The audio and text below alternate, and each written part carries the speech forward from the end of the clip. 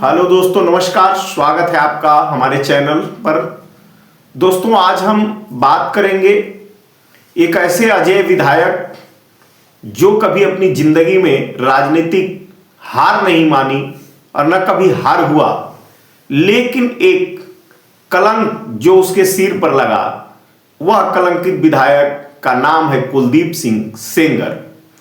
दोस्तों, हम आज बात उसी अजय विधायक कुलदीप सिंह सेंगर पर करने वाले हैं जो उसकी पूरी राजनीतिक इतिहास, राजनीतिक घटनाक्रम, जिस पर कि उन्नाव रेप कांड का मुकदमा दर्ज होने के बाद काफी चर्चा में रहा और पूरे देश में यह न्यूज सुर्खियों में रहा। तो चलो दोस्तों, आज हम पूरी उनकी राजनीतिक सफर में और इस घटना के क्रम में सभी चीजों को एक एक करके देखेंगे और रखेंगे।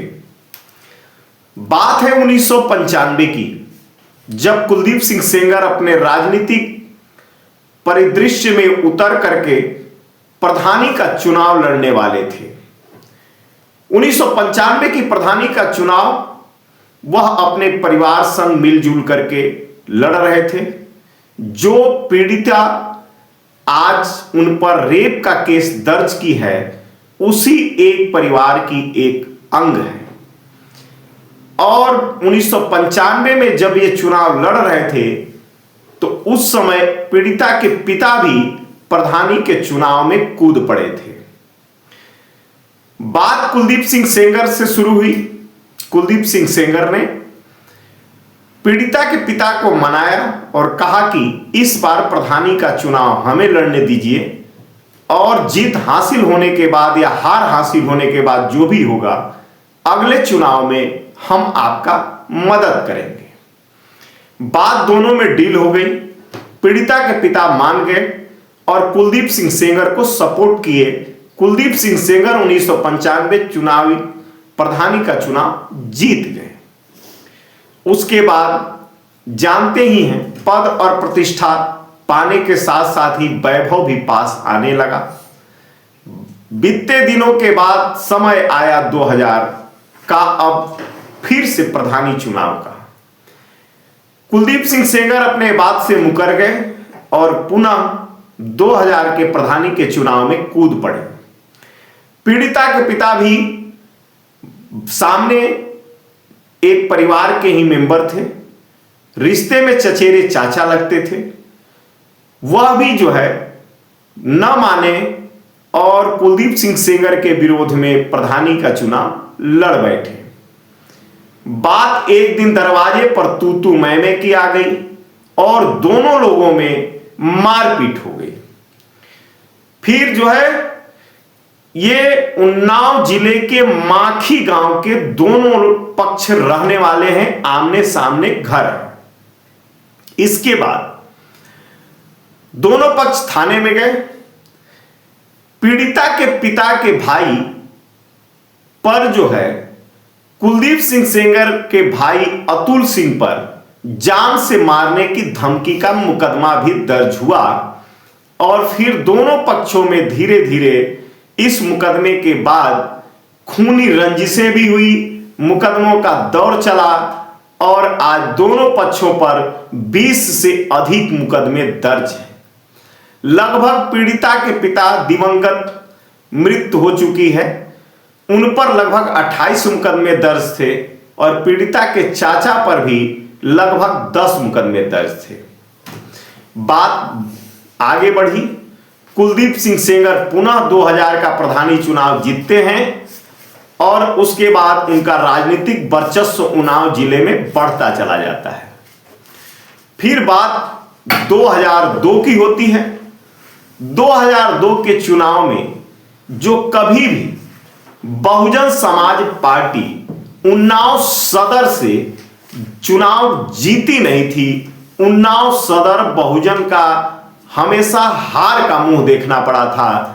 पहली बार 2002 के चुनाव में बहुजन समाज पार्टी ने कुलदीप सिंह सेंगर को अपना सिंबल थमा दिया। कुलदीप सिंह सेंगर उन्नाव सदर बहुजन समाज पार्टी से पहली बार विधायक चुन करके विधानसभा में पहुंच गए। राजनीतिक उनकी महत्वाकांक्षाएं और बढ़ती राजनीतिक उनकी पकड़ पहुंच इतनी गहराई तक हो गई कि अब वह राजनीति में चुनाव में पीछे मुड़ करके देखने वालों में नहीं थे। बात आती है 2007 की। 2007 में बहुजन समाज पार्टी ने टिकट काट दिया। 2007 के चुनाव में समाजवादी पार्टी ने इन्हें बांगरमऊ से टिकट दिया। बांगरमऊ भी उन्नाव जिले के ही अंतर्गत विधानसभा का क्षेत्र आता है। बांगरमऊ से ये पुनः 2007 में चुनाव जीत जाते हैं। 2007 के चुनाव जीते, फिर उसके बाद 2012 का चुनाव हुआ और फिर समाजवादी पार्टी ने इन्हें भगवंत नगर से चुनाव टिकट दे दिया। भगवंत नगर 2012 में भी कुलदीप सेंगर चुनाव जीत जाते हैं। इसके बाद 2017 का चुनाव होता है और 2017 के चुनाव में पुनः एक बार भारतीय जनता पार्टी में शामिल होने के बाद कुलदीप सिंह सेंगर 2017 में बांगरमऊ, जो कभी भी भारतीय जनता पार्टी चुनाव नहीं जीती थी, पहली बार कुलदीप सिंह सेंगर ने बांगरमऊ में कमल खिलाया और भाजपा को जीत दिलाई और विधानसभा पहुंच गए। इतनी सोचिए जिनकी राजनीतिक पकड़ और समाज में जनता में लोकप्रियता हो गई, चुनाव जीतने की एक अजय अपराजय का मुंह न देखना पड़ा, पराजय कभी उन्होंने देखा नहीं।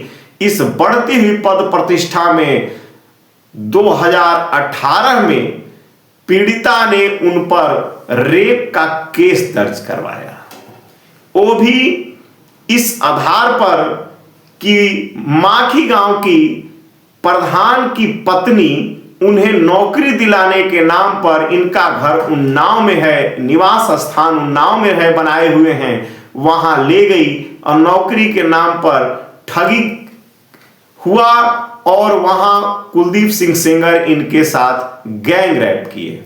यह बात पुनः जो है जब उन्नाव जिले की पुलिस ने केस को दर्ज नहीं किया तो ये मुख्यमंत्री आवास तक पहुंची हैं और मुख्यमंत्री जी भी इसमें एक्शन लिए। बाद में इसी राजनीतिक घटनाक्रम में उसी समय 2018 की बात है, इनके पिता जेल में बंद थे और जेल के ही सलाखों के पीछे पुलिस की प्रताड़ना और मारपीट से इतने घायल हुए। पोस्टमार्टम रिपोर्ट भी बताया और पोस्टमार्टम रिपोर्ट आया कि इनके पिता को गंभीर चोटें, लगभग 14 घावें लगी थी, जिनके कारण मृत्यु हुई। काफी चर्चा का विषय बना और देश विदेश के न्यूज़पेपरों में यह सुर्खियों में आ गया। दोस्तों, इसके बाद इनके चाचा रायबरेली के जेल में बंद थे और उन्हीं से मिलने के लिए पीड़िता अपने वकील के साथ और मौसी और चाची के साथ रायबरेली 4 व्हीलर से जा रही थी। इसी बीच एक काली पोती हुई नंबर प्लेट पर ट्रक ने टक्कर मारा इनके कार में और पीड़िता की कार ध्वस्त हो गई। किसी प्रकार से पीड़िता और इनके वकील की जान बच गई, लेकिन मौसी और चाची का उसी एक्सीडेंट में डेथ हो जाता है। दोस्तों, यह मामला इतना गंभीर हुआ कि यह पूरे देश के न्यूज़पेपरों में आया, न्यूज़ चैनलों में आया। तत्कालीन मुख्य न्यायमूर्ति चीफ जस्टिस सुप्रीम कोर्ट के मुख्य न्यायाधीश रंजन गोगोई थे, उन्होंने इस पर संज्ञान लिया और पूरे केस को 30 हजारी कोर्ट नई दिल्ली को तुरंत तत्काल प्रभाव से उन्नाव कोर्ट को पहुंचाने का निर्देश दिया। पूरी कोर्ट की फाइल 30 हजारी नई दिल्ली को पहुंच गई। वहां केस की काफी बहस, कानून की दृष्टि और कानून के अवलोकन के बाद इनके पिता के मौत की सजा में उम्र कैद मिला कुलदीप सिंह सेंगर को और साथ में पीड़िता के रेप कांड का भी दोषी पाया गया। लेकिन इसमें सुप्रीम कोर्ट ने सीबीआई को भी जांच के लिए नियुक्त किया था। सीबीआई ने कुलदीप सिंह सेंगर को दोष मुक्त पाया।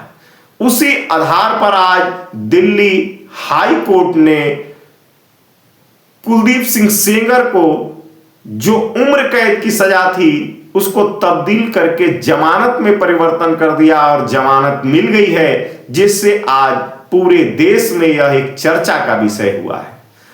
तो दोस्तों, इस कांड में मुझे एक बात नहीं समझ में आई कि जब पीड़िता के पिता और चाचा से कुलदीप सिंह सेंगर की इतनी अदावत थी 1995 से, तो यह 2018 में उनसे नौकरी पाने की अपेक्षा लेकर के जब दोनों परिवारों के बीच में खूनी संघर्ष था, मुकदमों की झड़ी थी, तो किस कारण से उनके आवास पर और किस उद्देश्य से कि हमें नौकरी मिल जाएगी गई थी, यह एक शंका का विषय सुप्रीम कोर्ट हाई कोर्ट नई दिल्ली ने माना है और इसी आधार पर जमानत दे दिया है। तो दोस्तों, इस तरह की घटनाओं को जानकारी के लिए आप हमारे चैनल पर जुड़े रहिए और आपको तत्काल राजनीतिक और सामाजिक, धार्मिक सभी तरह की घटनाओं की जानकारी आपको लेटेस्ट मिलती रहेंगी। जय हिंद, जय भारत दोस्तों।